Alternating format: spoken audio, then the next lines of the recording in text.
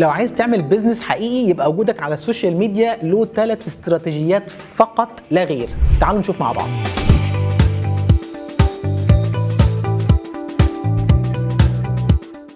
ناس كتير جدا النهارده عايزه تبدا البيزنس بتاعها اونلاين، تتواجد على السوشيال ميديا زي ما احنا شايفين. كل حد رايح وجاي بيمسك الموبايل يرفعه ويصور فلوج او بلوج او حماده وتيك توك وحاجات ويبقى موجود على السوشيال ميديا. بس السؤال المهم هنا، انت عايز تبقى موجود على السوشيال ميديا ولا عايز تعمل بيزنس؟ ستيفن كوفي الراجل الجميل اللي اتعلمنا منه حاجات كتير قوي دايما بيقول start with the end in mind. ابدأ دايما من النهاية جوه عقلك. انت عايز ايه؟ انت ايه التارجت بتاعك من اي اكشن انت بتعمله؟ تاني، هل النهارده وجودك على السوشيال ميديا الهدف منه ان اكون موجود عندي فولورز وفانز والناس بتعمل لي لايكس ويدوني الدوبامين رش وابقى مبسوط والناس بتعمل لي لايك وكومنتس، ولا عايز اعمل بيزنس حقيقي؟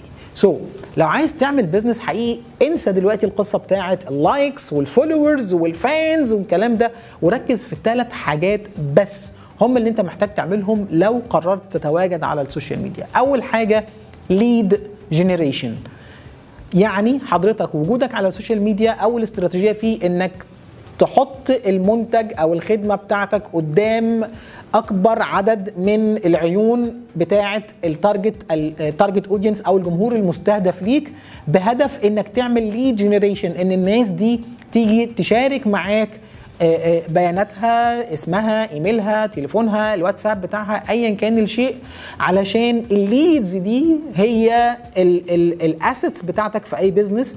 عدد الليدز او عدد العملاء المحتملين الذين قالوا بالفعل انهم مهتمين بالشيء اللي انت بتتكلم فيه او الخدمه او المنتج اللي انت بتعرضهم، ده راس مالك الحقيقي في البزنس اللي عايز تعمله اونلاين.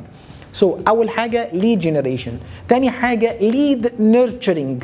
ازاي اقدر الليدز اللي جت وقالت لي يا وليد او يا مستر فلان او استاذه فلانه احنا مهتمين باللي انت بتتكلم فيه، توبيك او خدمه او منتج ايا كان الشيء، لما يجوا عندك على الداتابيز بتاعتك، على الويب سايت، على السوشيال ميديا بلاتفورم بتاعتك، لازم يحصل ليد نيرتشرنج.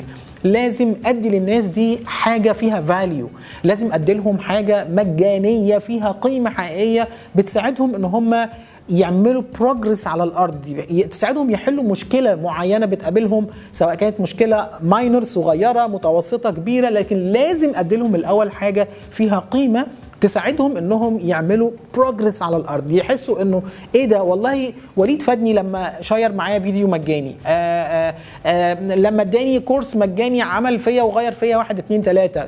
ايا كان الشيء لازم ادي فاليو، ادي قيمه لهذا الليد اللي جه تطوعا وجه قال اوكي البيانات بتاعتي اهي، انا احب ان احنا نكون على تواصل. اول حاجه ليد جنريشن، تاني حاجه ليد نيرتشرنج، تالت حاجه ليد كونفرجن.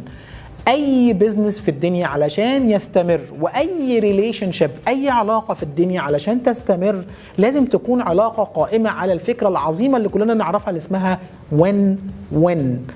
لازم يكون في استفاده رايحه جايه ما بين الطرفين. الليدز اللي جت واخدت منك فاليو وقيمه، في منها ليدز هتبقى شايفه انه يس انت الرايت بيرسون، انت الشخص المناسب اللي عايز اعمل معاه بيزنس، عايز اشتري منه خدمات او منتجات، واقايد هذه الخدمات والمنتجات باستثمار احطه في البيزنس بتاعه. وفي ناس هتبقى بتكتفي بهذا الشيء المجاني، وميبي ليتر اون هيقرروا في وقت ما داون ذا رود ان هم يقولوا يس انا عايز استثمر في المنتج بتاعك او الخدمه بتاعتك لان انا بثق فيك، لكن حاليا مش عايز اخد القرار ل100 سبب ممكن نبقى نتكلم عليه بعدين.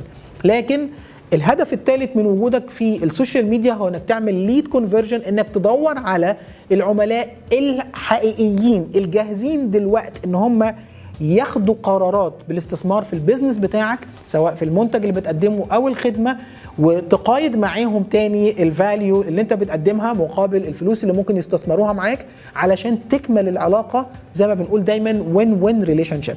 دول هم ال3 حاجات اللي لازم تركز عليهم في وجودك على السوشيال ميديا.